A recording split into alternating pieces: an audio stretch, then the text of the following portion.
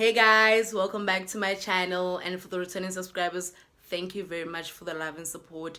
And if you're new here, make sure that you join the family as well, okay? So as you can see by the title below, today I'll be doing a story time. Yes, a story time. So guys, don't forget to give this video a very big thumbs up, and comment down below as well, and enjoy. So it was back in 2016. I was doing my grade 12, and I had this gorgeous friend of mine. We were both in boarding school, and she came to me and then she was like, "Friend, you know, I met this guy from Pretoria when I was in Pretoria, but he lives in Midrand." I was like, "Oh, that's nice." But okay, but the guy says I can take a friend along during the school holidays so that we can visit him. I was like, cool, I'm game, right? So on that day, we went to town. We were preparing ourselves. We were buying makeup. We were buying outfits. We did our hair. We did our nails because we were like, we have to be proper. We have to be proper. Nagana ma grade 12 ntse ba re they have to be proper. So we didn't see the signs. Honestly, we didn't see the signs because our lives were full of excitement that we were going to Midrand. Because during the day, when we were preparing everything, we were trying to communicate with the guy. But Nasarabi phone. Nasarabi, like, imagine, Asarabi phone, but we never gave up. Because we were like, no, regardless. Guys, can I regret the last taxi to Joburg? That was around 8 o'clock in the evening. And guess what? Me and my friend, we were the only passengers in the taxi. But we were like, no, we are going to Midrand. The driver kept asking, no, we're going to Midrand. We know where we're going. So the taxi left, and then we arrived in Joburg. We go back station around 11 in the evening. And luckily, I had a friend who came to pick us up there and then took us to Midrand. When we got to Midrand, still, this guy, let me give this guy a name. This guy's name is Tom. No? Tom is not picking our calls. It's around 12 in the evening.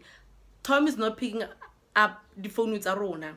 But luckily my friend has had Tom's friend's numbers. Yes, he wasn't like, yeah. Nana the numbers are me at home. So my friend called the guy, and then the guy came. No, you know what, your friend harabedi called Rona, and we've been waiting for him the entire day, and he's expecting us today. So the friend was like, okay, I'll come through for you guys. And then he came, he picked us up, go McDonald's, and then went to his apartment, and then he gave us accommodation for that night. So the following morning, Tom came to his friend's apartment. Zero explanation about why didn't he pick up our calls. We've been trying to call him yesterday, the entire night. Zero explanation, but the girls were just within the moods. Like, we were like, we are in Midrand, and all we are here for is fun. Tom took us to his apartment, and then when we got to apartment, sharp, we were welcomed, and the apartment was so dirty. It nearly shwe. Tom's apartment, it was so filthy, but regardless, we were there. So it's those apartments where there's always a group of people. Friends are always there. It's always packed. So we didn't have a problem with that. We were like, the more the merrier. Okay? And mind you, we bought food the previous night, and in the morning we bought food and alcohol. Imagine, we had to spend money. We had to spend our money for food. Our money.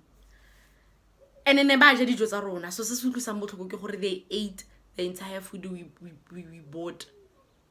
and without even asking, or but I guess it was the life. So this Tom, the apartment is very creepy because it has female stuff, it has wigs, it has clothes, it has like like there's a female who lives here, and then Kanti he lives with his female friend. I loved that girl because she took care of us during the time of need, during a very dark days in our lives. Hey! So this girl came, and then she was very welcoming, she was very loving, and we root from the get-go.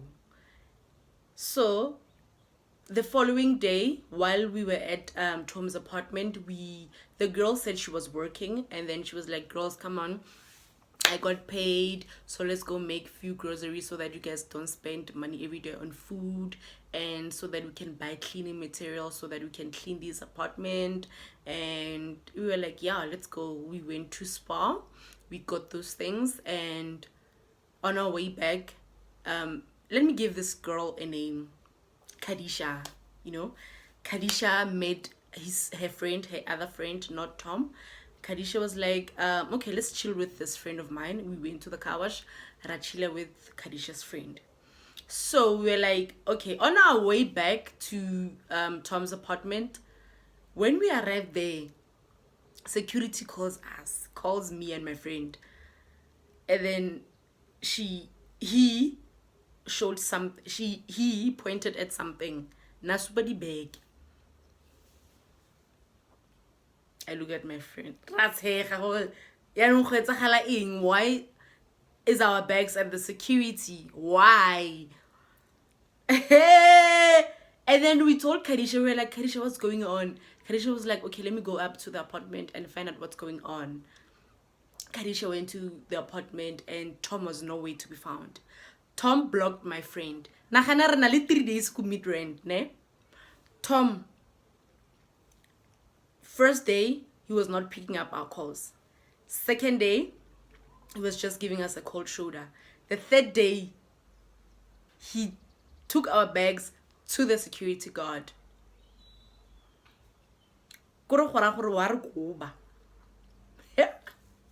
So luckily, Kadisha's friend, the one we met at Spa, was living in the same complex. So he was like, nah, girls, Isha, this is so bad. I know these Midrand guys, so let me just accommodate you guys until the day you leave. We were like, oh, thank you very much. And then we went to his apartment, which was literally 4 apartments away from Tom's apartment. And then me and my friend, we kept asking ourselves questions. Why Tom Why Tom Arukoba? Like, what would you do? Ready saying like what's we were confused. That time we can't go back home because we told our parents that we were going on a school camp. So we can't go back home. We have to spend many days here because other matriculants are at the camp. So we have to go back home the same time as they are going home, which is 2 weeks from that time. So later that evening, we went to knock at Tom's apartment. There was someone in the apartment because the door was locked from the inside so that no one can try to unlock the door. And we were like, okay, he's around. And then we checked the car. It was at the parking lot. And we slept. In the morning, Kadisha came with a group of friends.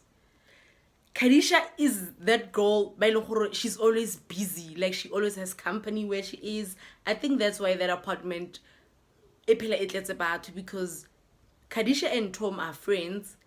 And they are very busy people. They have a lot of friends, you understand? So Kadisha came with a group of girls, actually 3 girls.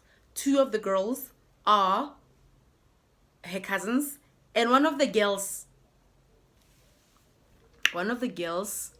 is best friend.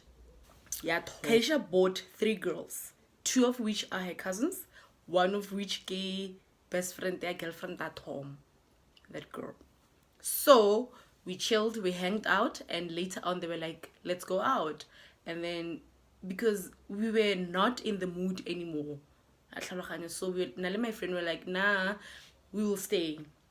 So as they left, we went downstairs. We went to the parking lot to check if Tom's car is there.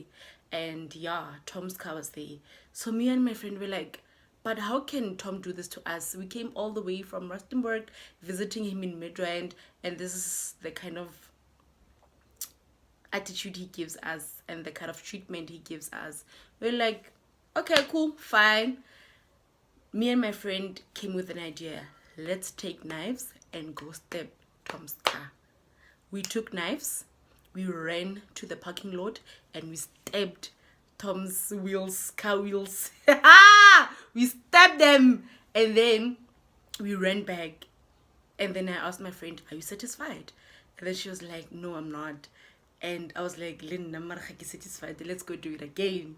We ran back to the parking lot, and then we stabbed the rest of the car wheels. Like, they were literally flat.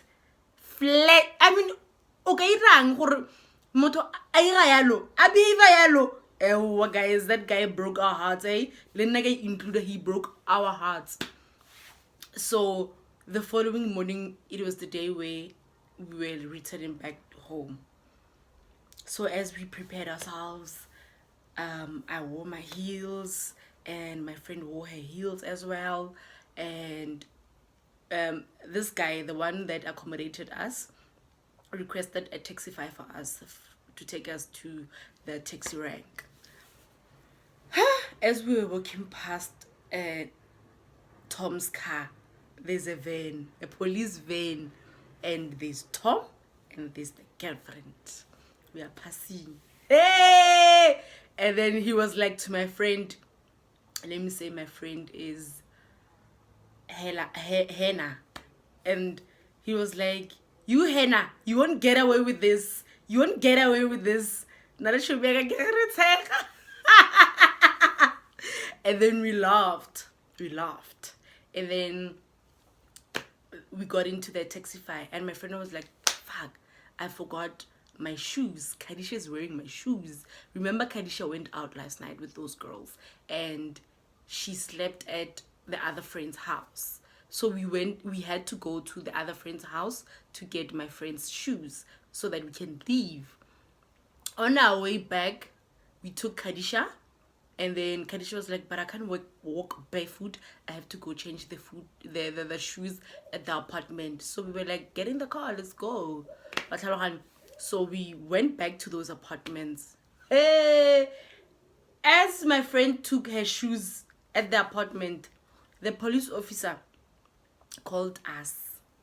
The police officers called us, and then they asked my friend questions. Do you know this guy? What do you think? Who do you think did this to his car? And my friend was like, I don't know. Maybe he has too many girls. One of the girls did this to him because Vela, he's a player. So I don't know. But at the same time, we were so scared. We were so scared, guys. Can you believe that those police took my friend? They were like, let's go to the police station. That time, we have to leave. Our bags are in the taxify.